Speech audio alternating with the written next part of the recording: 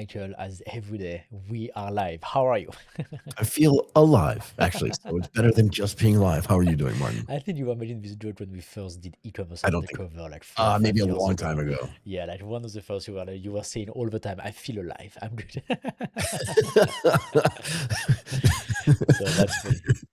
Oh boy, closing the loop again. Okay, everybody, hello and welcome back to AGTP Daily. We go live, as Martin said, every weekday at 11 a.m. Eastern Time to discuss the most important tech stories in the US. Today's Wednesday, the 29th of April. As always, a lot to cover. Yeah, Martin? We Yep. want to talk about how Claude, this is actually kind of cool, now plugs into Adobe, which Mhm. is kind of cool. Very cool.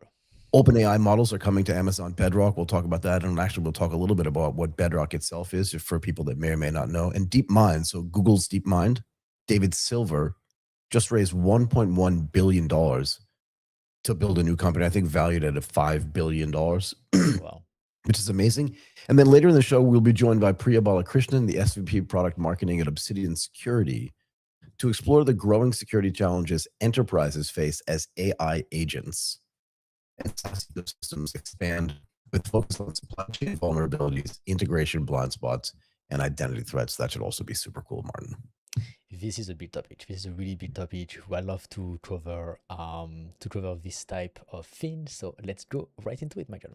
Let's do it, Martin. So Claude can now plug directly into Adobe. This is a big deal. This is really a big deal. Like, It's a gigantic deal. And look, yes. we've been talking about this for a Yeah. while, this idea that like the AI is going to become the UI. Yep. But Anthropic is doing something different here, right? So they just released 9 new connectors that plug Claude directly into creative professional software. The headline here, at least the way we want to talk about it, is that they plugged into Adobe, and they actually announced this today. No, yesterday on the 28th. Today's the 28th. 29th. So Yes, yes, yes. this news is new. Yeah. Okay. The headline stuff is Adobe Creative Cloud, which sounds like Claude, so don't be too confused by that. Am I just making all bad jokes tonight? So you get Photoshop, Premiere, Illustrator, Lightroom, InDesign, Firefly, Express, and Stock. And the whole idea here is you just basically describe what you want in plain language, and Claude figures out which tools to use and in what order. Like, I want to stop there just for now, but like, just let me give an example. Yes, go ahead. Okay. You drop in a portrait, so a picture of somebody, describe the look that you want, and it applies lighting adjustments, background blur, auto straighten, and cropping automatically. Yeah. I mean, You know, you remember you and I were talking about this yesterday offline, like Photoshop is, and let's just use this in the context of Photoshop, right? Because it's kind of yes. amazing, yeah?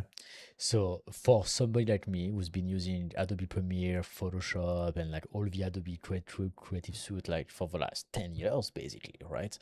Now that we can actually use AI to use all of these amazing features into the Adobe Creative Suite that are hard to learn and hard, that like requires some sort of learning curves and some sort of time that you need to spend to actually do them. Now, if AI can actually access them, it makes the barrier to entry so much lower to access like all of these great tools, and also, and also the speed to be able to execute is going to be to be a huge improvement, right? So Yeah. yeah, I mean, I just love that. Basically, I really, really, really love this. I mean, look, I use Adobe Premiere at least 2 or 3 times a week, right? We do Yes, these yes, yes, individual yes, yes, videos, yes. I stitch them together, but I would like to add some other stuff into it. Yeah. And now you're telling me I can just, I mean, I'll have to figure out exactly how this works in Claude. I've been Yeah. testing Claude recently too, Okay. Okay. secretly, without telling you. You are going to ask me for a subscription soon. I am going to ask you for a subscription because it's actually really, really good. It is good. It is really, really good. I've been But doing some side-by-side testing between that and ChatGPT. I'm not going to say which okay. one I think is better or worse, but I'm Mhm. just saying like it feels different to me. But anyway, so you Yeah. can just imagine Yeah. being able to give a video or 3 separate videos Mhm. to Claude, not to Premiere Pro, right? Yes. And then telling it what to do. Put them in this order. Make sure that in the breaks you have these other assets that you want to have. Take these 3 photos, put them in, stitch them in just the right place. Mhm. I want to do a voiceover, but put it behind this image when I'm doing the voice, like Yeah. all these little things that you would want to do, Yeah. and then just go for it. Yeah.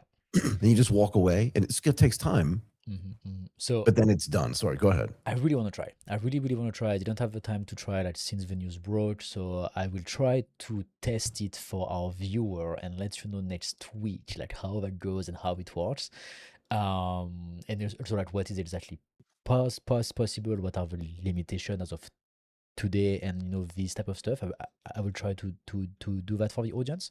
Mm. Because once again, I use Premiere Pro extensively. I know like a lot of their features, and same for Photoshop and all of that. I consider myself having a very good understanding of this software. So I really want to see like how these tools can help me, and then I will let you know, guys, how that goes.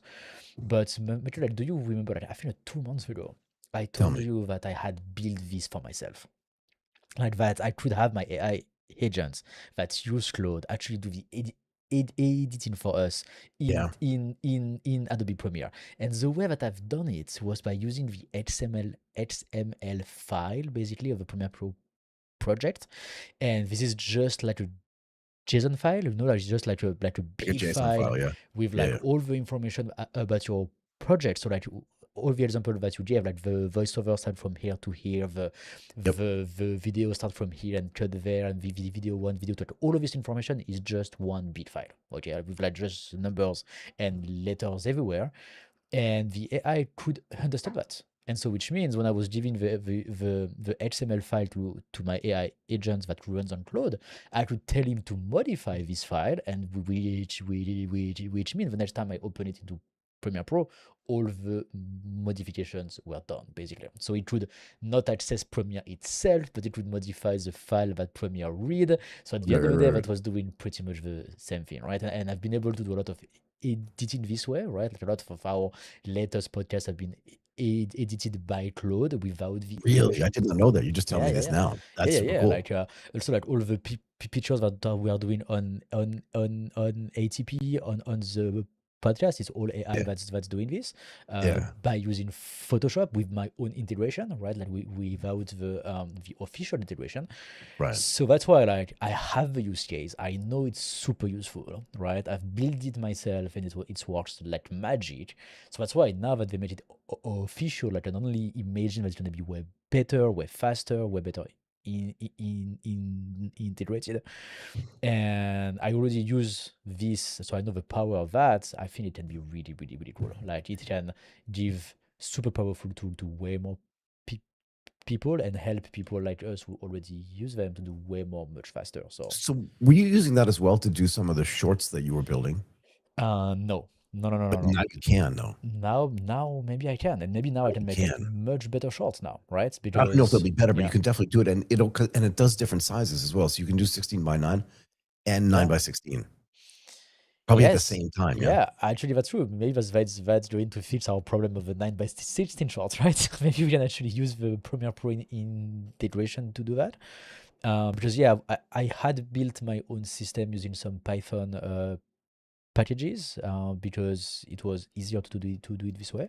Yep. But now that Claude can actually do it in Premiere, I have access to the entire suite of product and effects and all the tools that are built inside of Premiere. So it must be way more powerful. Yeah. But again, we subscribe to Creative Cloud, right? Yes. Yes. Yes. Yes. So, which means it gives us access to all of the programs that sit inside Creative Cloud. And I Yeah. like the way that this is being described because you don't even have to know which program you want to use. Yes. Yes. Yes. Yes. It just Yes. says, here's the output that I want to have. If you have to do like InDesign or InVision or whatever these things are, Yeah. it'll go and do that to you, give that thing back to you, and then probably insert it inside. If you want it in Premiere Pro, put it into Premiere Pro, Yeah. Exactly. right? Exactly. And you know what I'm feeling right now? Like Cool. when I saw this news, do you remember how Canva, like how the entire narrative around Canva is still in Photoshop, right? Like because now you can Yeah, do yeah. like all of these things online, and why you would pay for create creative cloud basically. Right, right, right, When right. I see that, now I'm thinking Claude plus Photoshop are going to Just kill killed Canva, Canva. right? Yeah. Because now you have, because the big limitation of Canva is that it's too simple, right? Mm, Like mm. Photoshop has all of these millions of tools that you don't have in Canva, and so that's why I have these two different use cases at the end of the day. But everything that Canva can do, you can also do them in Photoshop. It's just way Right. more com- complicated. But now if it gets much easier through AI, right? And now you can do the simple stuff and the hard stuff as well through Claude plus Photoshop. Now it gets a really interesting segment of the market that is addressable for Adobe basically, right? Yeah. Which right now is dominated by solutions like Canva. Right. I mean, the whole idea for Canva was remove all of the bloat from Yeah, Photoshop, and just like the 6 things or whatever the number is yeah, that yeah, everybody yeah, yeah, normally yeah, wants to do there, you can just yeah. do them there. And we've spoken about this too, right? Photoshop is so complicated. And Mm-hmm. sometimes if you don't use it for like a certain amount of time, when you go back in to do the thing you want to do, you're like, where is that command again, kind of Yes, thing. yes, yes, yes, yes. And now you don't even You need to know which application you're using. Now you just have exactly. Claude, go into the Creative Suite, do the thing, give you the output. And frankly, if you want to go do some simple edits, you can go back into Photoshop or Premiere Pro or Illustrator or whatever it is Yes. and Yeah. do that thing yourself. And that's kind of cool. This is really, really cool. And plus, like now, you don't need to learn, how these tools work. You don't need to learn, Yeah. how the entire. It's probably like a V1 for the integration. Right? So Oh yeah, this is just once the again, start. Yeah. like I'm going to try to test and then I'll be fine. let you know what's exactly possible.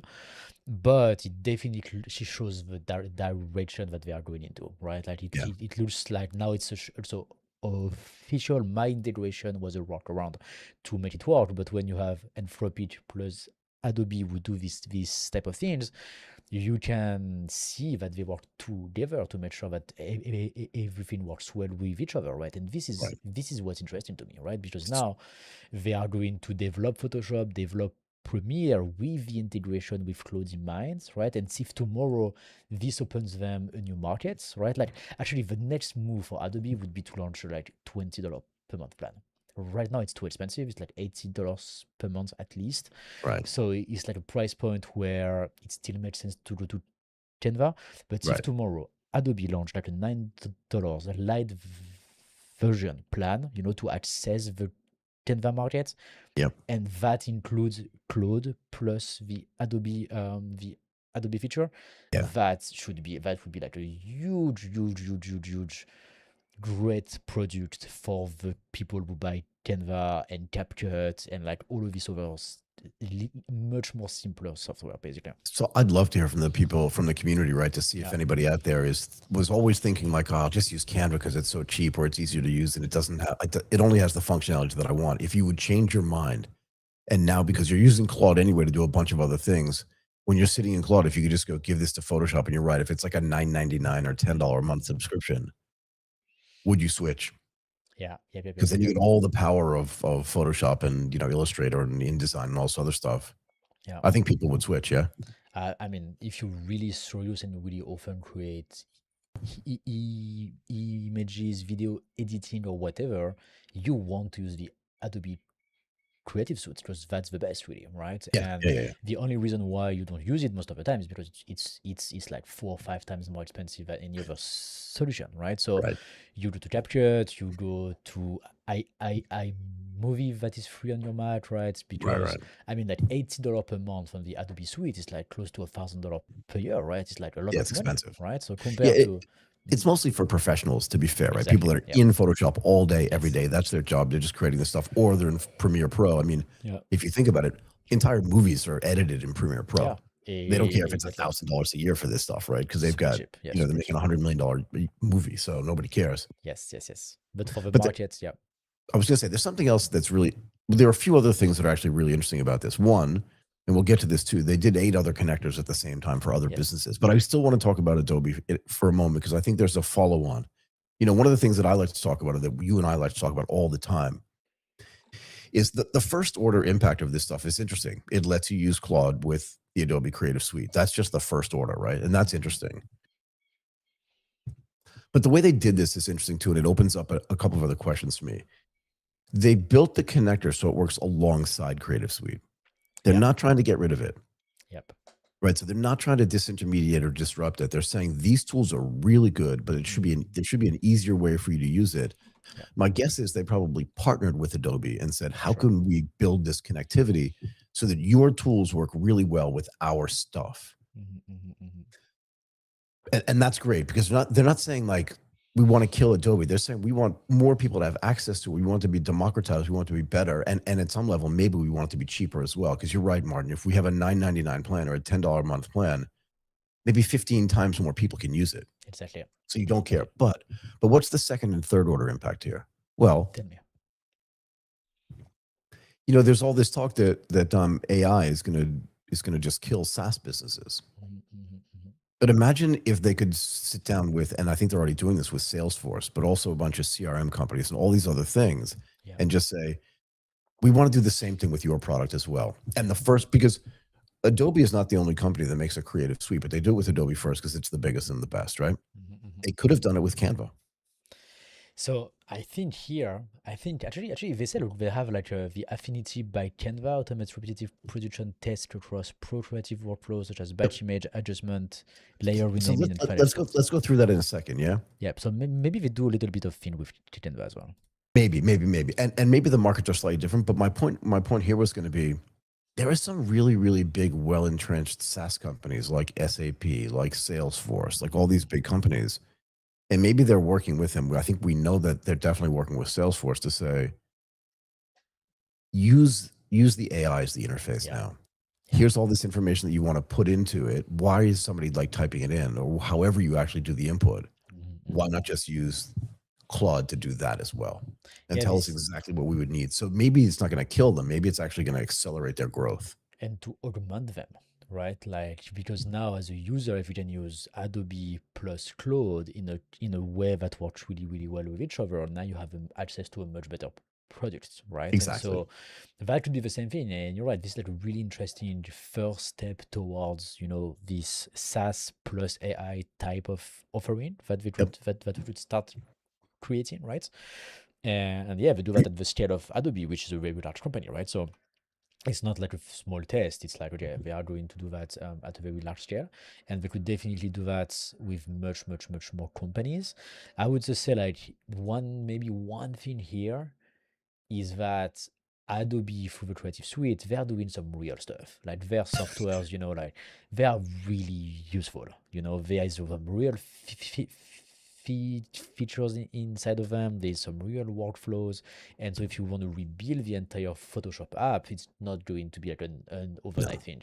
No. Where a lot of SaaS, unfortunately, it's very simple to build them, right? Like maybe like in one afternoon you can rebuild a lot of them, right? So I would say there's still some guys that even if we integrate AI into them, they may not be saved, unfortunately. But for the very large application like Adobe, then yes, that's going to be a good way to augment them.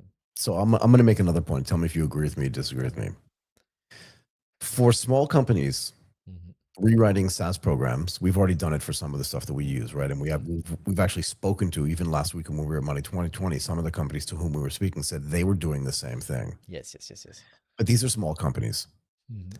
General Motors, let's just say, or Nissan or whatever, if they're using Salesforce or if they're using some big ERP program, Yeah, it's much harder.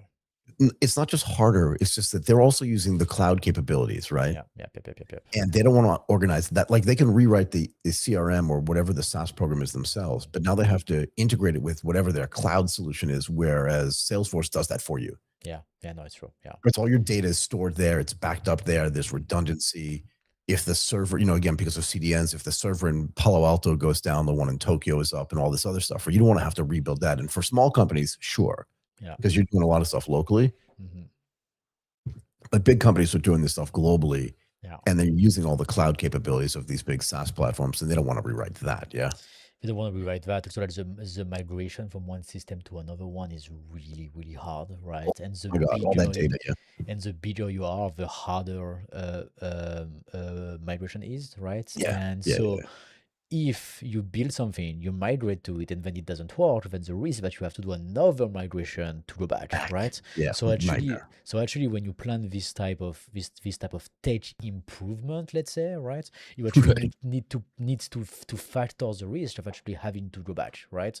Yeah. And this is real, right? So it's actually you need to plan for twice the work, right? Like do it one time, and then it doesn't work, go back.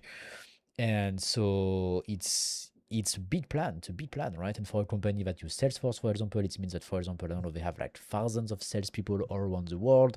Yeah. We need to coordinate the entire thing. There's maybe a client data. Like it starts to be a massive plan, right? Yeah. It starts to be a massive, massive plan. And I don't know, maybe like a few $100,000 that you pay to Salesforce are actually fine, right? So exactly. Can we talk about Blender a little bit as well? Because I think what they're doing here with, sorry, did you want to talk about this? Because yeah. I love feel it. like Anthropic is trying to be like a good neighbor as well Okay. as, you know, being a good partner, being a good ecosystem builder, as well as trying to like build the right tools without trying to disintermediate everybody. I think Blender's a good example of this because they're also um, became a corporate patron for the Blender Development Fund. They committed 240,000 euros, excuse me, per year toward core Blender development. Oh wow. They don't have to do that. No, that's true. They want Blender to get better. This is really I like your idea of like we're trying to be like a nice community partner, right? Because Yeah, that's really smart. So like if you're in yeah. Anthropic, when you go to the SaaS guys, you say, look guys, people say that they could use AI to kill the SaaS in industry, but we don't want that No, as Anthropic. We actually have a plan to actually make you guys much better, right? And this is how we feel we can partner together. Makes yeah. ton of sense, right? Like, yeah, that's something that I would love to do as well if I were at Anthropic. Yeah, I would be and like, again, yeah, the third order impact here is again, I think it's kind of interesting, and that is right now, small companies, really small companies, can't use Salesforce. They can't use some of these big platforms because they're either too expensive or too inaccessible, or don't have anybody that they can train to do it. But a lot of them are paying for Claude. yes. And if you can get Claude, then because I do think that I've heard Benioff say that he thinks that these integrations with these AI platforms are actually going to accelerate the growth of their businesses because more people will be able to use it in a way that's more straightforward. And again, this gets back to this thing that you and I kind of coined, is that the AI is going to become the UI, Yeah. And right? if and that also like the example that we said earlier, if Adobe launched a $10 per month plan tomorrow, right? And Yep. then now they have access to a much larger part of the market, and these AI tools could definitely help them capture this part of the market, right? So yeah, no, Yeah. that's really interesting. That's definitely really interesting. And this Blender integration, when I saw that, I was like, oh, this is really cool because we build a lot of our stuff in Unreal Engine, right? Like a Yep. lot of Yep. the Yep. virtual studio that we have are built with Unreal Engine, Mm. but I never wanted to go inside Blender to build our own assets. So we Assets. Yeah. get assets, from other people who build them for us, and then we put that into Unreal Engine, and I just handle the part in Unreal Engine itself. But now, if Claude can actually build the assets for me in Blender, and I don't need to learn about Blender, and I don't need to know to actually handle it myself. Now it's a entire different story. Right now, the Yeah. capabilities that we have are expanded. We can do more stuff, and so that's why like, it's really cool that it's connected to Blender. But once again, I think that's just the first step. It's just like the first use case. Tomorrow we may see Anthropy connected, like Claude connected to Unreal Engine, Yeah. connected to, I don't know, OBS, Claude connected to, like plenty of other software that we use on a daily basis. And all of a sudden, like it's going to be super powerful. So that's nice. And again, just getting back to this idea of them trying to be like a good corporate citizen or a good neighbor, right? They built and I think Blender's the perfect example of this. They built the connector on MCP, right? So that's the Model Context Protocol. That's an open protocol. So Yeah. they built that connector on it. So that means that anybody else that wants to connect to it, they didn't just build a Claude specific connector. Okay. Right? They used MCP, which is an open standard. So now that anybody that wants to build something to connect to Blender can now do that using the same thing because the MCP is an open protocol. And that's super cool too. That's really cool. That's really cool, and that requires like Blender to have the type of access for the NCP to actually either do stuff or get Yeah, yeah. information from, right? So which means like this is where the collaboration come from, right? And this is what is super interesting into this I like news it. because companies like Adobe, they're like, okay, we are going to open our softwares and then give access to the MCP, for example. So then the NCP can be the bridge between Claude and the softwares. And to make that happen, the software company needs to build this integration as well. Needs to open their softwares basically. Exactly. So which means also like maybe there's other ways to connect to the MCP. Maybe we can connect our own AI agents to like and like just customize the workflow entirely. Like it opens a lot of possibilities once you have good API into softwares that you use, right? So Yeah, and directionally, I like where they're going yeah, because look, we can. makes I'm sense. just going to say this quickly before we move on to our next topic, but they also build connectors for Ableton, for Autodesk Fusion, for, as you said, Affinity by Canva, for Splice, for Reslin Arena and Wire, and for SketchUp. Like they built a lot of these. Yeah. This is all for creative stuff that people do. Mhm. And directionally you can see where they're going, right? It's going to take time to build connections to a bunch of other pieces of software, but it feels like, again, as a good corporate citizen or as a good ecosystem citizen, they're just going to keep building these connectors as opposed to trying to I mean, disrupt them. it can be fast, huh? If the Yeah, yeah, companies build them themselves, huh? You know, like sure you create the first 50 by yourself because you need to show the use cases, right? But once you have them, then every company in the world are going to be like, hey, I want my connector as well. and they'll do it themselves. And so then Claude just needs to give them the how to, right? Like, okay, like that's the recipe, that's what you need to do, and then everybody just do it themselves, and boom, all of a sudden, and maybe in 6 months to 12 months, like we have like connection to everything that we need, right? But then the one big criteria here is going to be how good the companies are going to be able to open up their softwares, right? And this is going to be key. So I guarantee you, and this is the reason why I want to bring this up. Yeah. Again, so Anthropic became, I told you, a patron of the Blender Development Fund. I think this is a big deal because part of the reason why they want to do that is because they want to make sure that this connectivity works. And you're right, Martin. If some of the companies don't have the ability to do it on their own, it feels like Anthropic is going to be able to help them do this as well, and will be incentivized to do it too. And again, if they take some of the money that they're raising, $30 billion, I think they just announced another raise of a potential $40 billion. They can go on a company by company basis and just go, here's the way you build this thing, or we'll do a seminar. Everybody come in, for whatever we're going to do, and we'll show you how to build this yourself. And if you have any problems, come back to us. We'll help you build that stuff. That's going to be insane. Yeah. And it's super smart customer acquisition strategy, because now every client of Adobe either is already a client of Claude and will be more sticky, or can become a client of Claude. And I can see the guys over at OpenAI going, why are we not doing this? Yes. In terms of customer acquisition strategy, is just insane, right? Is just insane. And so if Anthropic can help the company make sure that their connector are good, which means like that goes back to the conversation I had with Mercury 2 or 3 weeks ago, right? And I told them we need in the connector absolutely every button that is in the UI, because if one is missing and it's part of a workflow that is important for me, I just won't be able to use it, and then everything else is absolutely useless, right? Useless. So you need to make sure that everything is included, and then don't bother me with weight limits and all of this stuff, because that's the entire point of using AI, is to do a lot, basically, right? Exactly. So there is some challenges here, right? And like one of the reasons why we built our own CRM is because of the rate limitation of our existing solution. I was just so tired of their rate limits, right? And so I was like, you know what? I just want to do my own thing. I'll just build my own CRM, right? So the rate limits are necessary because you don't want your API to just be called all the time, right? Especially because it's uncached to requests that hit your servers very hard.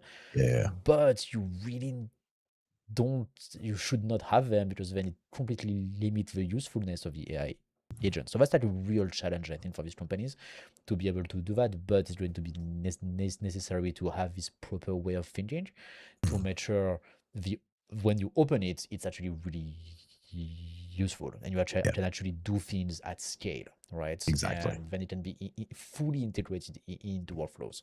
So that's maybe the next challenge, but Anthropic, I think, understand that very well, and they may be able to help.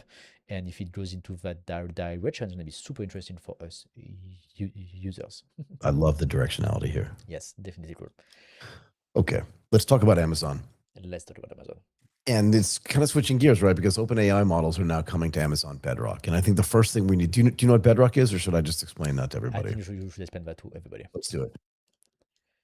So according to Amazon Bedrock is a fully managed AWS service that provides secure access to high-performing foundation models. This is the models that they're talking about here, from a bunch of AI companies like Anthropic, Meta, Mistral AI, and Amazon stuff via a single API. So essentially what they're saying is if you use Amazon, so AWS is cloud services, and if one of the services that you use there is their AI stuff, their Bedrock product, you will now have access. You've had access to some of these other foundation models, but now you'll have access to OpenAI stuff as well. Yep. This is right. This is interesting. This is interesting. Yeah. So tell me, this is the first time that enterprises can access OpenAI models without routing data through OpenAI's own APIs, right? Because in this case, you're going to do it through AWS's APIs. Yeah. Yeah. So tell me, why do you think this is so interesting? Because of the directionality once again. I wonder how that works. Um Yeah, I was of thinking the same thing because yeah, I don't use all this stuff, right? I yeah. don't use Bedrock, so I don't know how that's going to work exactly, but it should be pretty cool. Go ahead. How much money did Amazon invest into OpenAI? Are they like a big investors? Like, did they participate in the last fundraise? I don't remember.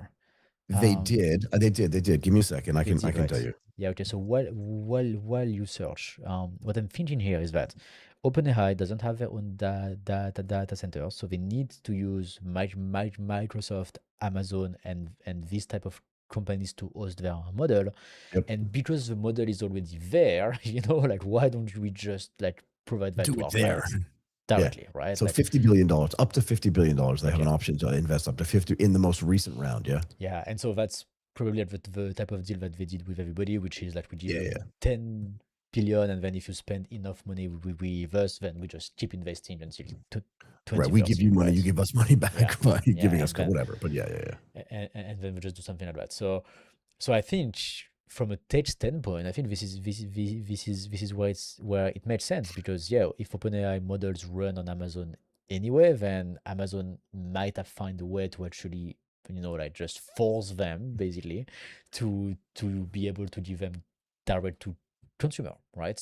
Without like, it's like you have a warehouse, you do for e-commerce brands, and then you have all of these products here, but you also invest into all of these brands, so you kind of own them, and so then you just open a shop that directly at the warehouse to sell the product direct to customers, right? And you just shorten the entire e-commerce thing of your clients, I would say, right? You just do it yourself. So to me, it feels like something like this, right? Like, they have the model, they have access to it, and they just handle distribution by themselves. Yeah, and you're right. If you're already using AWS's data centers to run this stuff, right? If that's where your cloud stuff is Yeah. running, Mhm. well, now you're running it closer to the model anyway. Whereas you're not taking stuff out of your cloud, putting it into OpenAI, and then bringing it back in to do stuff. You're actually doing it right there, which I think is pretty cool. And this includes Codex as well, right? And even Bedrock's managed agents are now going to be powered by OpenAI. But here's another interesting thing for me, because there's a lot here, right? Mhm, mhm. I wonder how abstracted away the model itself is Okay. and What what Amazon's strategy is. what do you mean by that? Right. So what I mean is, when we send regular emails right now, like, there's so much stuff that's abstracted in the background, we don't know what's going on. Mhm, mhm. Right. We don't know which servers are being used, and like all the stuff that CDNs do, we don't know where we're getting our information from. All this stuff. Yeah. At some level, do you always know which model you're using? Is it segregated, and will it always be segregated? I'm using Mm, Anthropic, let's say, but I'm using it on AWS's mm, servers. But how abstracted away do they want it to get at some point in time? Like, we talk about this a lot. What is Amazon trying to build? What is AWS trying to build in the AI space? Because they don't have their own models, right? mhm, mhm. But at some point, do they want to abstract away the fact that you're using this model, that model, or the other model? Because at some point, you want to use Anthropic. And Amazon invest into everybody, right? That's my So, point.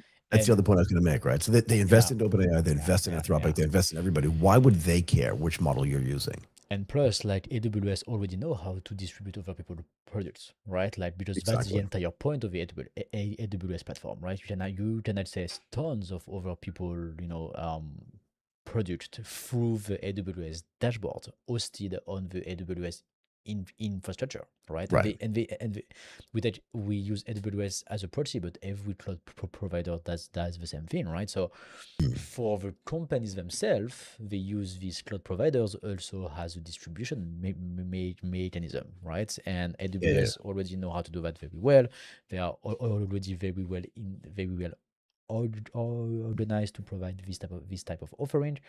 And so it looks like the same thing to me, right? Like, if I go to my AWS console right now, I can just subscribe to the model that is there, basically, right? Exactly. And so, as you say, tomorrow, because we also work with Anthropic, we may see the same thing for every other model, right? And how segregated are they from each other? Like how is that doing the work? That's actually a very interesting question. And also Mm. maybe that it mitigates the risk on OpenAI and Anthropic themselves as well. Because imagine if tomorrow OpenAI or Anthropic, they, I don't know, they get more difficulties when it comes to customer acquisition, or their UI doesn't work anymore, or there's like anything that doesn't work well on the client facing business, right? Now, as the main investors who put billions and billions and billions of dollars into these companies, you have you have a better plan. Like now, if the model at least is good, I would be able to sell it myself, right? And so, in case you fail at this distribution, we can just keep your engineers and then keep you on improving the models that we run, and then we run ourselves the business basically. Right. So this is actually getting really interesting because your data, Mhm. right? Customer data stays inside your AWS VPC, which is Okay. your virtual private cloud. Mm-hmm. So OpenAI never sees your data. Oh, okay. So how does it now work with ads and So that's the point I was just about to yes. make. So there are a bunch of things happening here. Yeah. For big companies are never going to have ads, right? Because they're going to be paying for access to Yeah. For the OpenAI API. and for ChatGPT. No, but it's a good question, right? Because my other point was, you remember that who was it? OpenAI just announced a fund that they were going to give to consulting companies the same way Anthropic did, Yeah. to give those consulting companies the incentive to pay them Mhm. an incentive to then tell their clients which one of these AI providers they should use. Yeah. So AWS runs a gigantic startup business as well, right? Mhm. Where they give like free credits to startups. And part of that business is also going to give free credits for their AI product as well, if Yeah. startups are going to use it. So are they now going to take money to recommend individual? Do you understand what I mean? Yes. As a distribution mechanism. Yeah. Yeah. And at the end of the day, here's the thing.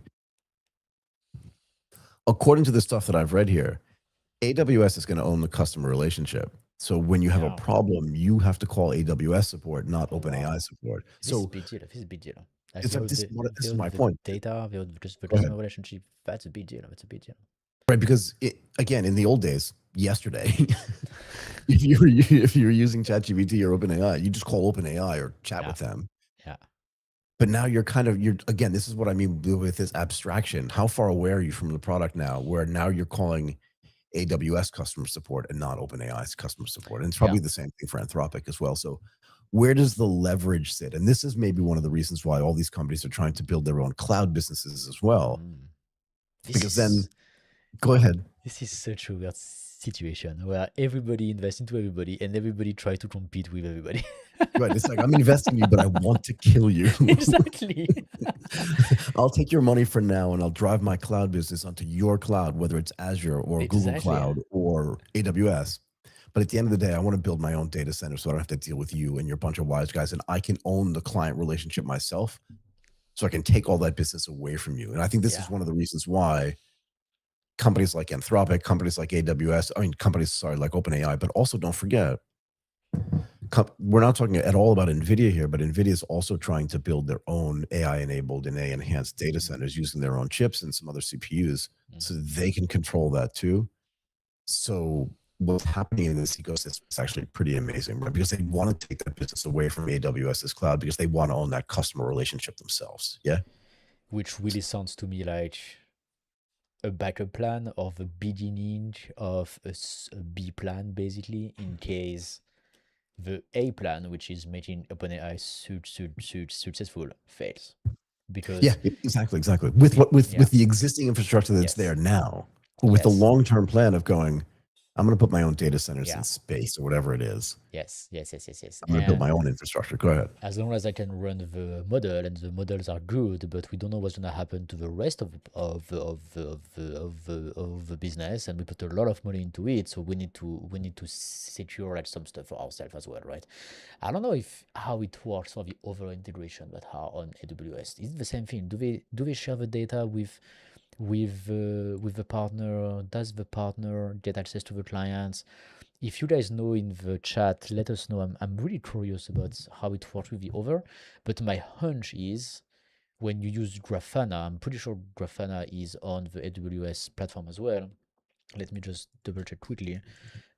Actually, you can ask that to Miro, Michael. You have like someone from Grafana's Grafana, available on AWS. so it's available. So I'm pretty sure Grafana knows about it. Like, actually, ask them tomorrow, Michael, because they are Ask them going what? to be on the show, right? What do you want to And ask them? like, how does that work for them, right? Like, Yeah. when AWS distribute their product, right? Do they have access to the customer data? Do they own the customer relationship as well, or is it fully managed by AWS? Right. It's really the one thing that I want to know, because it's going to tell us a lot about is this a special case, or if this is like the norm, right? But also the And other question is, does Grafana want to build their own data centers? Like, because it's not a small company. no, it's big. It's big. It's big. It's It's big. a very large company, right? So do they want to build their own data centers as well? And this gets back to this on-prem, off-prem thing with the cloud. Remember, we talked to Agoda about this. Yeah, their CTO. There's a lot of moving pieces here. What's happening, and again, I always say this when we talk about the AI ecosystem, but it is early days, man. It's very And early. everyone's jockeying for position. Yes. And this is what it looks like to me here, right? Like, it really looks like we taking this position here, and we don't know, but maybe in 5 years it's going to be extra useful. But also, again, and I'm talking in relative terms, right? It's not easy to build a data center. Nope. But it's a well-known thing. But Amazon isn't doing the reverse. They're not trying to build their own frontier models. They're not trying to build their own LLMs. They're not trying to build their own AI per se. They're using your AI. In a way, like, look, they invest $50 billion into an AI model. They control the distribution. They control customer relationship. Right today, yeah. They have their own AI model, like in a way, right? Like, now it's pretty much their own product. If I say to you, Michael, like, look, I'm gonna invest 20%, I'm gonna buy 20% of your company, and I'm also going to sell your product myself, then just make sure that now you make good products. Like, that's the only thing you have to do, right? And I'm going to handle everything else. It's kind of how it sounds to me, right? And so once again, my brain was telling me that, like, the thing that AWS doesn't have, or that Amazon doesn't have, is their own frontier models, right? And that it's hard to build them, and it's easier to go out and build a data center. But my brain stopped my mouth from saying that, because the reality is, we know from yesterday's show and some previous shows that we've done, is that, like, nobody wants a data center in their backyard. Yeah. And we talked about that small town in Pennsylvania, right, with 7,000 people in it. They want to put 51 Walmart supercenters there. I mean, not that, but the same size of stuff there. And then the communities are just going like, no, we don't want that. Well, they call this NIMBYism, right? It's called not in my backyard, right? And they're just going, that's a real word, NIMBYism. That's funny. That's very funny. Yeah, sorry. But the point is that, like, it's hard to build a data center. Like, if you have a data center right now, it's probably worth twice as much as it was like a year ago, because everybody wants one and everybody needs one. And so hard to build new ones. Yep. I wonder what space is going to look like, Martin, in like 100 years. Is it just going to be like a floating array of data centers and satellites just orbiting the Earth in low Earth orbit, right? Yeah, that's a good question. I really wonder how that's going to happen. Maybe, like, do you think another possibility to fix their data centers problem would be to put the data centers in the neighbor country? Like, AWS has data centers all over the world. Why OpenAI would need data centers in the US specifically? Maybe. So I'll tell you why. Yeah. A data sovereignty. Yeah. But it's like a right. So if you're US, sorry. So you want to build a data center in the country where that data is going to get used. And I think the way the world is working today is that, like, the data centers in the US is going to be used for US data per se. I understand the way CDNs work and stuff like that, but, like, the data that's in Korea is going to be in a data center for Korea, even if it's being used with AWS or OpenAI or Anthropic per se. That's what I think. But it looks to me like not such a hard law to bind, if you use the US data of OpenAI, but in the data centers in Mexico, for example, because Mexico lets you build data centers very close to the border, So, oh, sure. Mexico loves the United States right now. They're definitely going to let the US start building data centers. Like, So that's the Didn't wrong expect to example. see that happening. But like for another country, right? Like for another We could have country. said Canada 6 months ago, but like, or Same. maybe Greenland. We'll build data centers in Green. Oh no, we can't do that either.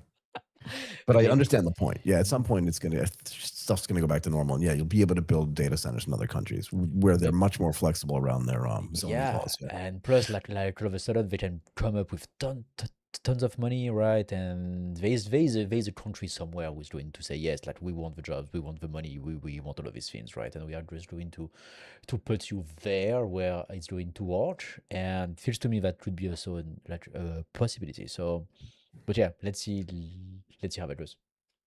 yeah, and I think look, one of the things that happened here is that a lot of big enterprises wanted to stay on AWS. Oh, So that's they true. wanted to have access to it because they're already there. They're running all their data, all their stuff, all their cloud stuff there. And they don't want to go off of AWS just to run their OpenAI stuff. And plus, like if tomorrow, like we start to do more agent AI in the clouds, right? That to your point, if you are already using AWS, you don't want to use OpenAI that data centers, right? Like Right. you kind of want to stay in the same environment because once again, we talked about the migration, which is super hard, but also like dealing with multiple providers is way harder than just having like one point of contact that just know you, that just trust you, and that you can just work in a very simple way with them, right? It just Right. works much better. But also like what's interesting here is that AWS, and I think every cloud provider is, they are organized around local teams. For example, there is AWS Thailand, and these teams, they have engineers who are really, really, really good at the entire AWS suite of products, right? Yeah, So exactly. which And means, it's very specific. and it's very, very Go ahead. specific, and this Yeah, yeah. help that they provide to you is totally free, right? And so when you are like one of the new AWS clients, you can access these really good engineers who are going to help you set up your things there, and also use the existing AWS product.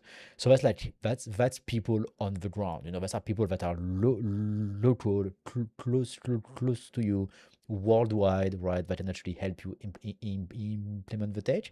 So which means now that they can actually deploy like these models as well. This is going to be a new help towards implementing AI. And I think the next step, agentic AI inside enterprises, right? Yeah. So So a couple of other things that are super interesting too. I'd love to have you comment on this as well. tell me. Until this was announced, OpenAI had an exclusive agreement with Azure. Yep. They've canceled that. Mm-hmm. The second thing is that Anthropic's models were already on AWS. Okay. And they were taking business away from OpenAI because they were just like, look, we're already where you are already. So Anthropic was winning that business. And this is another situation where, again, I don't want to start slagging senior management at OpenAI, but it feels like now they're doing the same thing that Anthropic did again. Yeah, true. Like 6 months ago. 6 months too late. Or 6 months later, to be Yeah, fair. 6 months later. Yeah. Yeah, no, it's another example, right? I mean that at this point in the last 2 months we have like what, 20 examples maybe, right? Yeah, yeah. And again, one of the reasons why they probably were on Azure is because Microsoft was one of the original investors in Yes. OpenAI, and they Yes. gave them a lot of money. And part of the agreement, as we said, was just like, we'll invest in you and you'll take that money and give it back to us for our cloud servers. But now what's going to happen is they're going to have to spin up a whole bunch of Trainium chips, right, on Amazon's infrastructure to be able to run all this stuff. Yes. So then now what's the impact on NVIDIA? Like all this stuff is just so interconnected. It's like no one knows who's going to win yet, right? So interconnected, yeah. But I like this idea of using No, so do I. AWS as the distribution mechanism for the models. This is powerful. This is powerful because Very. OpenAI is going to take it's going to require so much time for OpenAI to just build the team to be able to implement all of these models into enterprises, right? Like even Yeah. even Anthropic was doing that, at a very nice scale. You need to hire people and train them and do all of these things, right? Like, but AWS already have that, right? They They have have the already infrastructure to do this, yeah. a huge network of engineers all around the world, enterprises relationship that works really well, right? So you can use this workforce right now to implement OpenAI's model into enterprises, right? Which is cool. So, and on one last thing, and then I want to talk about DeepMind's David Silver raising $1.1 billion, because we only have a few minutes left before we welcome our guest for this evening. Yep. Wait, there was one more point I wanted to make about this because it was really interesting. Give me a second. Take your time. I'm trying to remember what I was going to say. I lost my train of thought. No. Oh, give me a second. I'm sorry. Yeah, no, here it is. Here's this. I would rather have Amazon doing sales and distribution for all the models because there's less of a conflict of interest. They're investors in both Anthropic and OpenAI. I'd rather have them doing that rather than the consulting companies, which aren't making and rather have the consulting companies be agnostic and just say, actually, in your use case, this is probably better for you, as opposed to getting paid for it and then going, OpenAI probably was better, but Anthropic pays me more money. Yeah. So I'd rather take that away from these consulting companies and let Amazon deal with the distribution, because they don't have a conflict of interest, because they're not, do you know what I mean? They're not getting paid to make the recommendation per se. Yeah, they are paid like the indirect way, because they are investors, and at the end of the day, now AWS is in the business of selling. But they win either way. They win either way, right? Because they're investors in all of these companies. Yeah, true. Whereas the consulting companies don't win every way. They just win one way because they're making a recommendation for, I'm just going to use Anthropic, and that's how they get paid, even if OpenAI is better in certain circumstances for their clients. Yeah, it's true. Like at least they have access to everything, right? And so which means they can really distribute everything. No, it's true. It's true. It makes a ton of sense. It makes a ton of sense. But I really wonder now, what's the cut for OpenAI? Because now AWS is in the business of selling tokens, because it's AWS that bills you, right? So it's they collect the money. The customer relationship, yeah. So they collect the money. So then what goes back to OpenAI? Good question. It could be zero. It would be insane. It could be zero. It could be zero. Well, again, Martin. Yeah. We talked about this yesterday. Google pays Apple $20 billion a year just to have search be their default. Exactly. Apple doesn't pay anything to Google, but Google benefits because if you use their search engine on Apple, then Google can make more ad revenue. So I doubt that there's a way where OpenAI will make no money, but it'll be interesting to see how that business model plays out. Yes, I really wonder because, it's a really new, interesting distribution mechanism for them, where AWS is in the position of power. So yeah, let's see how it plays out, and also let's see if they announce the same thing with Anthropic, right? Because if they do or if they don't, that will tell a lot, right? That will really tell a lot in both cases, right? If they do, it means that they really see themselves as the potential long-term distributor, right? So either they think they will dominate, or they see that as a B plan, or as maybe 20% of the market, right? Which they are going to be probably very happy with. Yeah. So that's what happens if, in case they do distribute Anthropic tomorrow, and if they don't, that would be a really, really big difference in the way AI adoption is going to play out, right? For sure. So that's why let's see in the coming weeks if they announce the same thing with Anthropic, with the other models as well, right? I don't know if they can do the same thing with the Chinese model. It looks a little bit more difficult, but let's see first with Anthropic. Let's see first with Anthropic if they announce the same thing. Let's just say one thing. In all the stuff that I've read, it doesn't say that DeepSeek is available on AWS. Probably not going to be. Okay, let's talk a little bit about DeepMind's David Silver just raised $1.1 billion to build an AI business that learns without human data. So he's trying to do something different. Remember, David Silver is not just some random dude to raise money. Okay, that's at a $5.1 billion valuation. This is the largest seed round. It's so dumb to say seed round at that level. This is not venture investing again, right? This is infrastructure investing. This is industrial investing. But let's just leave it at that. This is the largest. He's in Europe, so this is the largest seed round in European history. But like, who cares? Because that's not really the point, right? This is really funny, because the largest was the French guy Yann Lebrun at 1 billion. So he just went 1.1, So it's just like the 0.1, but it's still $100 million, right? So it's still like huge. It's not really, 0.1 sounds small, but it's actually $100 million more. Yeah. And David Silver's not just some random dude, right? He spent over a decade as the head of reinforcement learning at DeepMind, And I think one of the things that he's going to try, he built AlphaGo, AlphaZero, AlphaStar, like all the programs that beat world champions at Go, at chess, and all these other games, right? So he's the guy who built that stuff. And all of the systems that he built there learned by playing millions of games against themselves. No human examples were necessary. Oh wow. So he's done this thing where he's built artificial intelligence that's essentially learned the same way we learn. Which is by We're trial like, and error. well, just that like great chess players, I mean, obviously they read all the great chess books, but the way they get really good is by playing a ton of chess, Yeah. right? And they play a ton of chess against really great chess players. And that's essentially what they did here. So I think the name of his company is called Ineffable. Okay.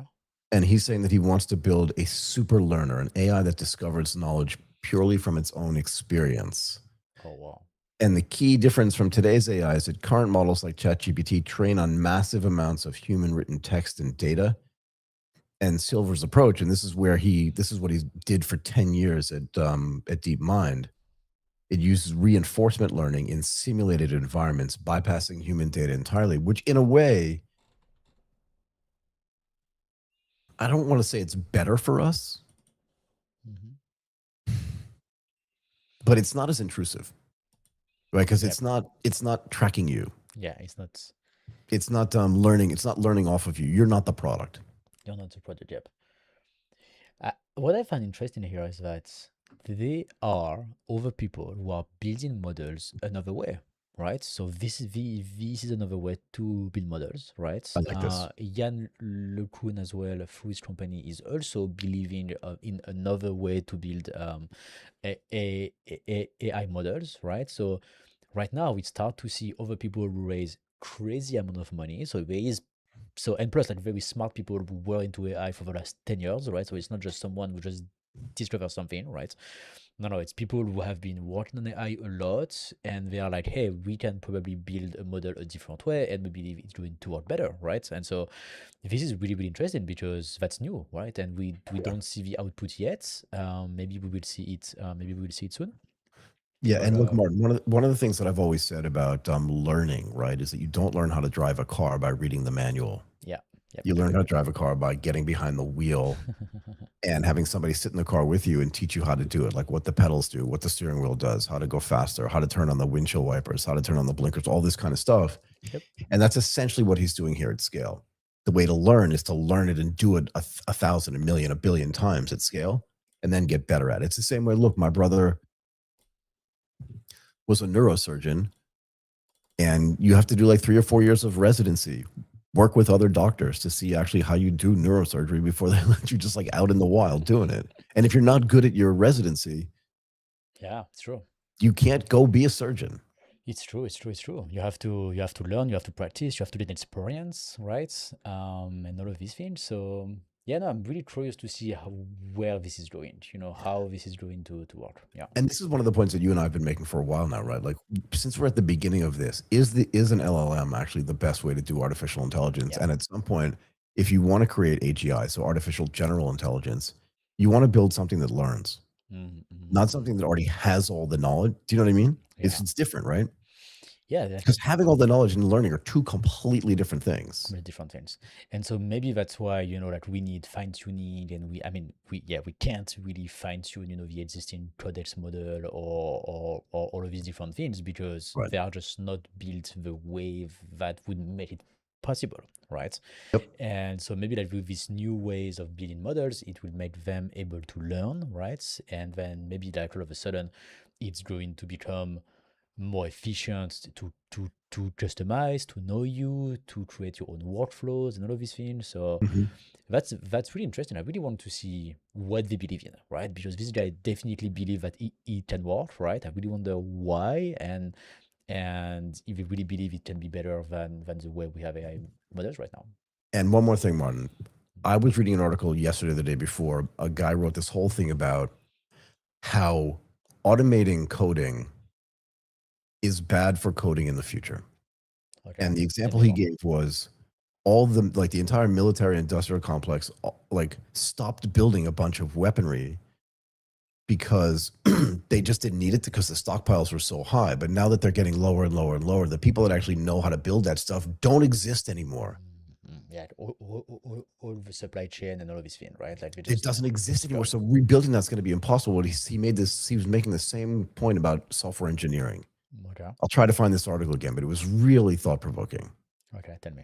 That like it feels really good, but it's not so great because now you're losing the ability to write code and to understand what that code is. And as people age out of coding, the people that are using it now, if they're automating all the code writing, it feels really efficient, but you're no longer a coding expert. You don't have the expertise to do it, and that'll take another generation to get back. It was just really, so I have to find this article. It was really thought provoking. Yep. Maybe we can comment on this once you find it on AGTP. Just before I share with you my thought, we have Priya in the green room. Priya, if you can just like put a little message in the chat, just so I know that the date works fine before we add you to the live. But so Michael, like we had we had this problem, remember, with our interns like a couple of years ago when AI really started, and the interns don't know how to code, right? Like, because they are interns, so they are really starting to learn.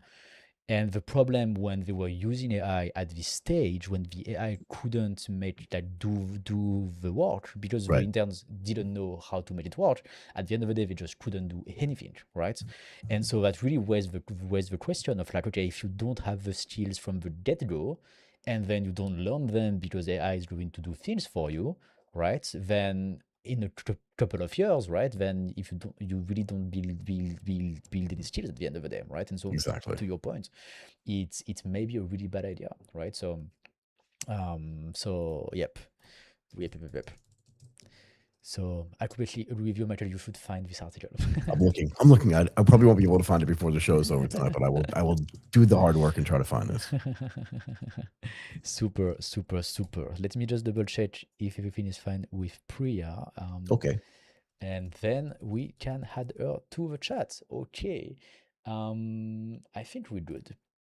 Priya, we are going to add you to the live. Hello, how are you? Hi, wonderful to be here. How are you folks doing? Awesome. Hi, Michael. Awesome. It's great to meet you. Lovely to meet you as well, and thank you very much for having me.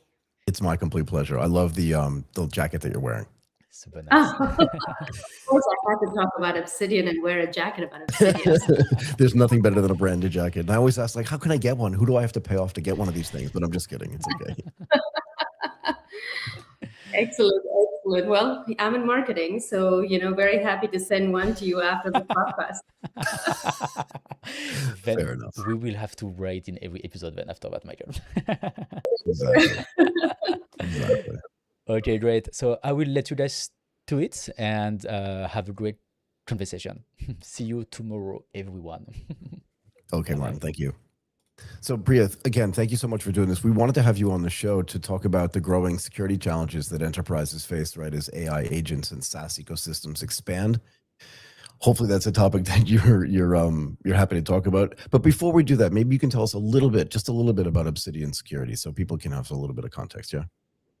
Sure. I can actually start with a little bit of introduction to myself as well, and how I got here, and then jump right into Obsidian. So I'm currently the heading up the product and corporate marketing at Obsidian. Been very lucky to be a part of some really formative moments in tech. So I was very early in Splunk, where we were literally trying to figure out what we wanted to call what we were building. Then I joined Rubrik, where we were building out our data security as ransomware, as the rules were being rewritten on data resilience, and then joined Confluent, right, from where we took Kafka, an open source company, to a public company, and then really pioneering the concept of data streaming. So why am I giving you that history is I think I have been very fortunate to be a part of companies where I've been able to see things from moving from interesting to unavoidable. And that's where, I think my journey with Obsidian makes this very, very exciting, right? I mean, so AI agent security is exactly, I feel like, in that moment right now. And What we at Obsidian, what we are building is really to become the layer to enable security teams to be able to say yes to AI, right? So in this era of AI agent and AI agent security is going to become a very, very critical infrastructure, and that's what Obsidian is here to solve. Can we talk about this in the context of like SaaS supply chain security? You're right. I love this concept, and I actually wrote it down. Things going from interesting to unavoidable, right? I really like this. To inevitable, maybe, is another way to say this. That's true. How and again, I like the fact that you've given this background, because it shows like that everything you've done has kind of led up to this moment as well, right? Like you couldn't have gotten here without doing some of that other stuff. But tell me how, in your experience, the enterprises that you deal with or that you're talking to are approaching this as AI agents are moving from interesting to unavoidable. How is that working? I mean, if you think about it, Michael, right? I mean, this AI agent wave is unlike anything we've seen, right? Like, and most enterprises are already feeling a little behind, right? I mean, so if you think about it, like this year, 2026 is going to be the age of AI and AI agents. And, enterprises are moving from experimentation to demo to production within a matter of days, if not hours. So what used to take months is just taking very little coding to actually get there. So if you think about it, a single agent running on Claude can read from Google Drive, it can write to Salesforce, it can post to Slack, it can send it to a Gmail, all in one workflow within 1 second, and there's no human in the middle, right? And some analysts are predicting that there are going to be 1 billion agents by 2028. It's just, I mean, the numbers are staggering, right? And the biggest risk, Michael, is that organizations are deploying these agents, but there is literally no security or governance oversight. So talk to me about this. Talk to me about this, because that's going to be that was going to be my next question is, let's say, and I think someone gave me a statistic that today in enterprises where people are actually experimenting with them, where they are doing demos, where they are going into production, it's like 140 to 1, 140 agents to 1 employee, and that number is accelerating. But Yep. Are they really ready? And again, in your experience, are they really ready from a governance and a security standpoint, right? Because Martin and I were doing a show last night about how one agent deleted an entire company's database. That's right. Right, because it just thought it had to do something, and it had access to something that it should not have had access to. So how are they going to handle that? Like, what are these blind spots that they have when they're integrating agents into their businesses today? Are they really even ready for this? Yeah, no, I think you just took the words right out of my mouth, right, Michael, right? First, I think the first part of your question was, about how agents are proliferating and what should security teams do, and are they ready for it, right? So if you think about it today, the business isn't actually waiting for security's permission to deploy AI. Right. They're just doing it, right? I mean, and security teams are basically having to reinvent themselves to be able to accelerate this innovation, right? They cannot be blockers of innovation. They actually have to be enablers of innovation, right? And the problem that the security teams have is that a lot of the tools that they have were actually built to monitor human access, right? So if you think about the traditional tools, they were all designed to see where you have a human as an identity that appears in an Active Directory, it's authenticated through SSO and so on, right? But AI agents actually don't do any of that. They actually don't authenticate in the same way that humans do. They authenticate through delegated authority, right? So OAuth tokens, API keys, service accounts, increasingly MCP servers, like all of these authentication mechanisms are essentially seeing a legitimate, a trusted request. And that's by design, right, Michael? Can you just stop for 1 second? Because this is super interesting. I couldn't even write fast enough to keep up with you.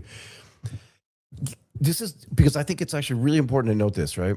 You said humans have access. All the tools have been built for human access through SSOs. They have human ID numbers and stuff like that, right? But these NHIs, let's give them a name, right? These non-human individuals through delegated authority. But can you go through the other 3 or 4 things again slowly?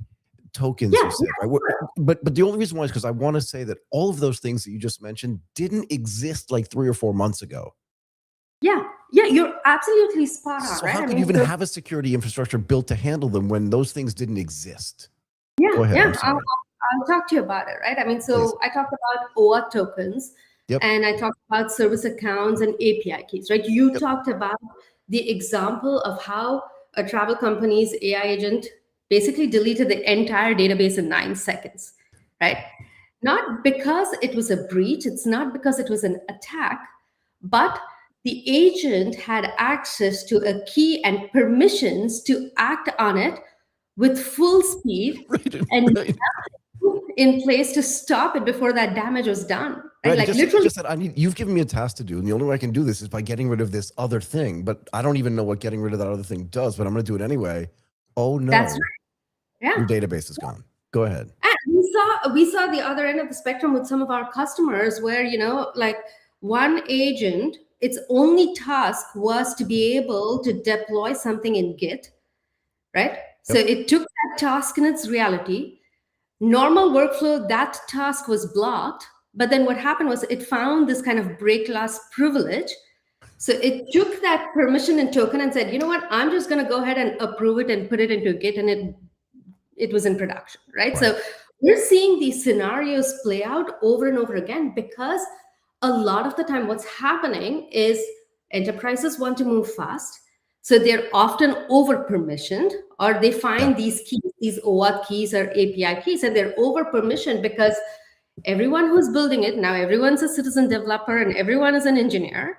So we're all building it, and the path of least resistance is to always grant the most access so that it can get the task complete. So this right? this is not new human behavior. I'm probably a lot older than you are. So one of the things that I saw was when the internet actually became a thing, right? When real companies started using, I'm talking about like the end of the 1990s and the beginning of the 2000s. Yep. You could literally, I was a Unix systems administrator at Morgan Stanley, and sometimes when I was bored, I would just go, I wonder if you could just like super use or log into Amazon servers. Right, because when the internet was built, it was built to share. I mean, the ARPANET obviously was being built for military purposes, but when universities started sharing information back and forth, they weren't worried about somebody stealing their research paper at all. So the permissioning wasn't even there. So I remember SUing into like an Amazon server and the New York Times servers. I'm like, better get out of here before I get in trouble. But the point is that those tools weren't built. And we're at the same space, we're at the same place with agentic AI, I think, where the tools for security and for governance aren't being built yet. Maybe you can talk a little bit about, we've built all these tools for how to monitor humans, but what do we have to build now? Besides just having proper governance, what kind of tools do we have to build to monitor what the agents are doing? And if there are 1 billion of them by 2030 or whatever the date was that you gave, we better start building that stuff now as opposed to wait until later, One of the CISOs I was speaking with, I mean, he's from a Fortune 100 company just last week.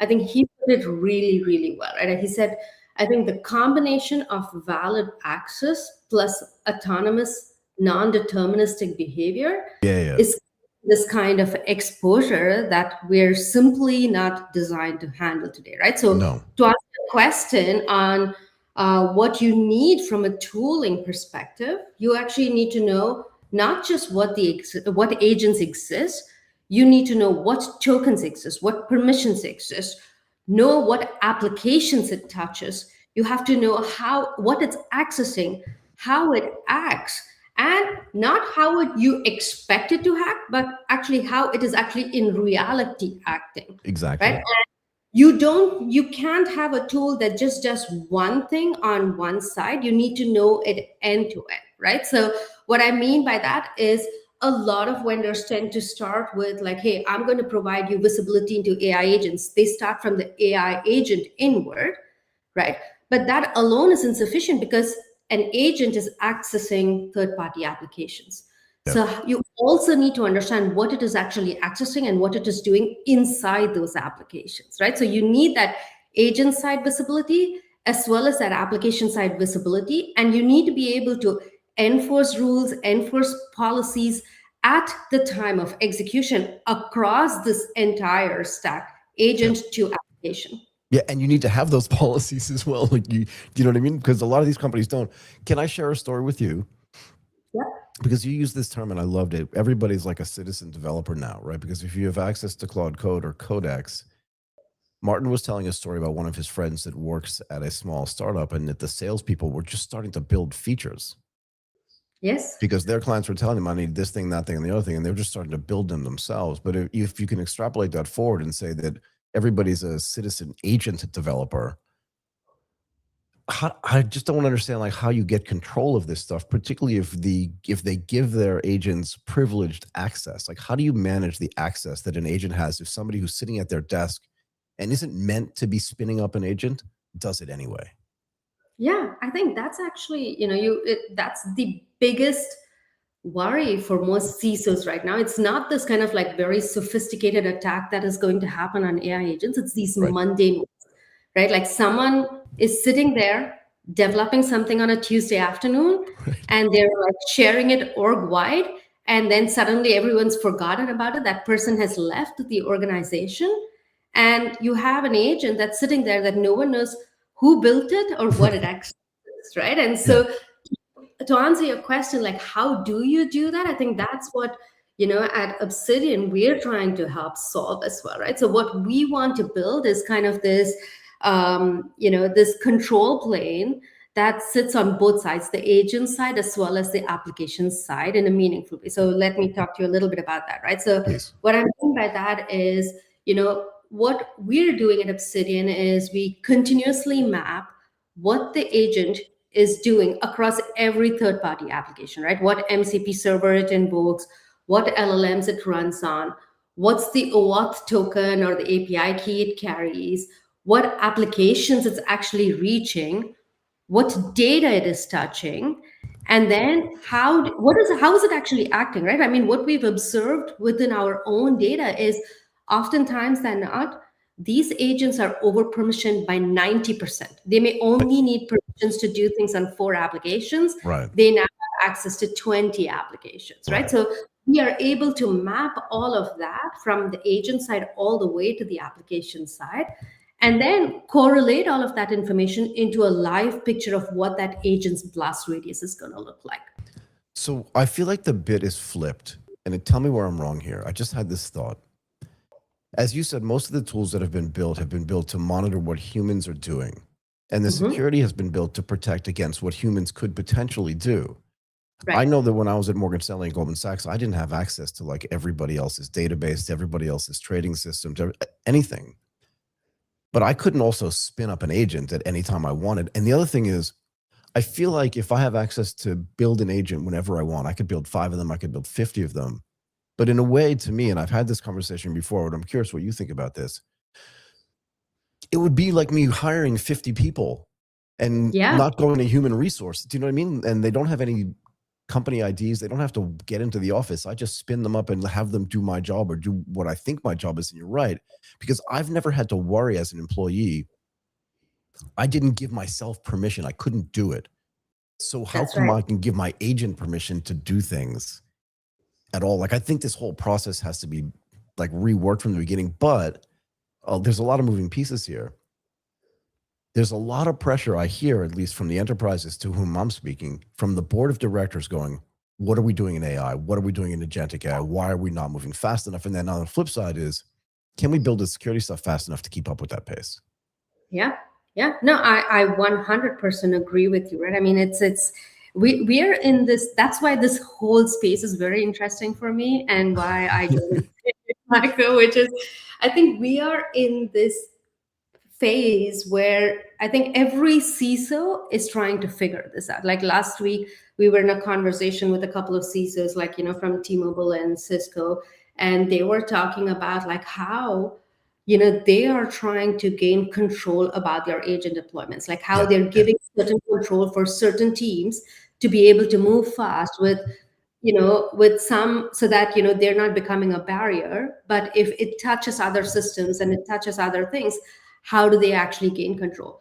Honestly, I mean, even when we were speaking with them, they said like, it's what we say today is going to be very different a week from now or 30 days from now, just because of how fast this pace, this entire AI thing is accelerating, right? Yeah. So I think security teams are also playing a little bit of catch up right now, Right. but I think they have shifted their vision. Before, security was at the forefront of like, okay, I need to protect the boundaries of the organization. Right. The perimeter is no longer that, right? No, The perimeter is inside, it is. and it can move at a speed that is that is unimaginable, right? And so honestly, I think security teams and security leaders are figuring this out as this entire space evolves, right? And every day there's new news, new models. Like my thoughts just came up, OpenClaw is allowing the ability to have an agentic workforce. I mean, it's just mind-blowing right now. How do CISOs keep this balance, as you said, between wanting to have as much innovation as possible, but also trying to employ the right security tools in a way that they've never had to do before and at a speed that they've never had to do before, right? Because you're right, you want people to be as innovative as possible, to be as productive as possible. And if agentic AI helps you do that, that's a good thing, not a bad thing. But on the flip side, it introduces a whole host of security risks on surfaces that didn't even exist before. So how do they find this balance, at least in the conversations that you're having with them? Yeah, I think it's what we're realizing in the conversations we're having is it's almost like a maturity model of sorts, right? I mean, some organizations are saying, hey, I just want inventory and visibility. I want to be able to understand what agents I have, Right. discover it, catalog it, what permissions it has, including shadow ones that exist, and just understand this better.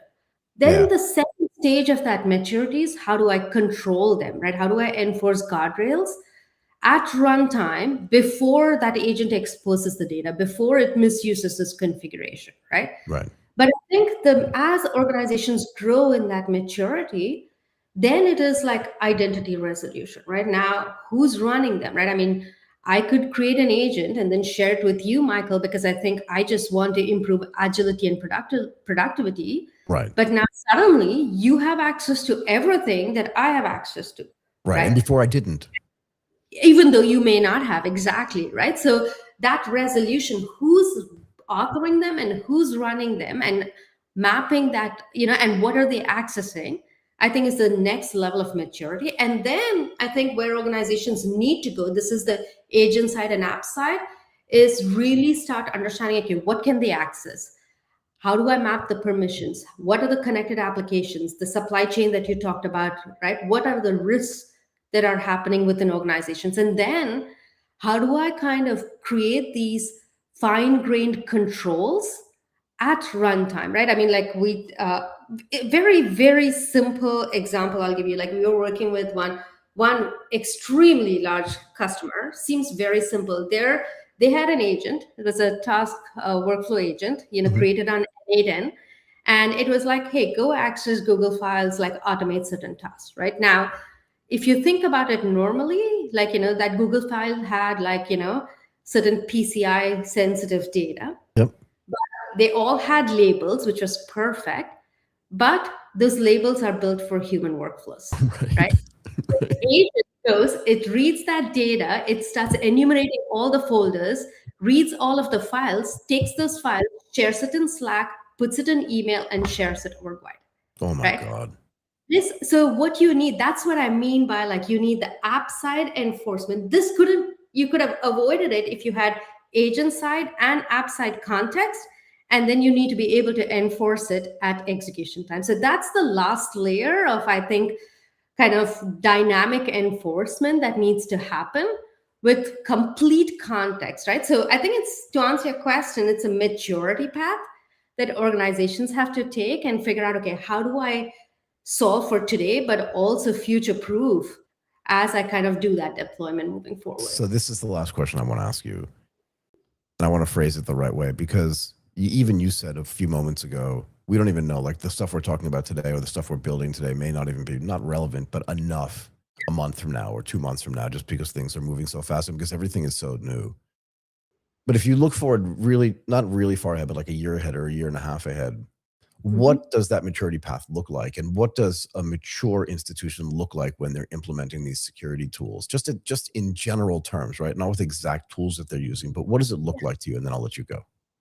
Yeah, I would say that, I mean, when organizations are thinking about tools that they need to look at, I think you gave it a term, right? Non-human identities, Yep. right? I think these agents are operating as non-human identities, right? So I think that's going to be how this entire market is going to evolve. Like if you think about it, Salesforce, they just announced Headless 360 a couple of Saw it. weeks back, Yep, saw that.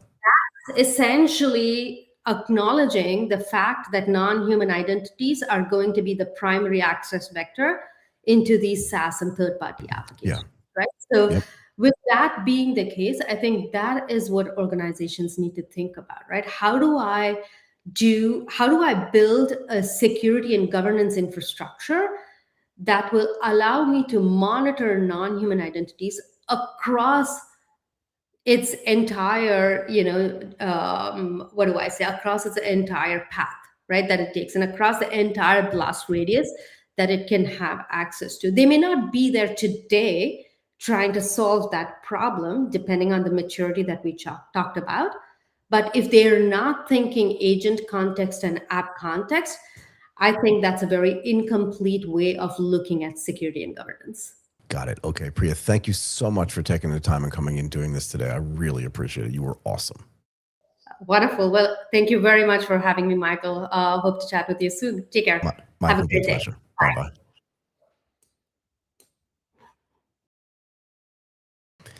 Okay, everybody, that's it for AGTP Daily. Thank you so much again for joining us today. Give us a thumbs up on today's video, subscribe to our YouTube channel, and follow us on all of our socials on X, on Instagram, and LinkedIn. And let us know, as always, in the comments on all of those platforms if there's anything you would like us to discuss on our upcoming shows, or any questions you have for some of the shows that we've already done. Today's show, very thought-provoking. Let us know if you have any questions or any opinions on that. We'll be back again tomorrow at 11 a.m. Eastern time. I want to thank Martin again for doing this. My name is Michael Waits. Bye for now.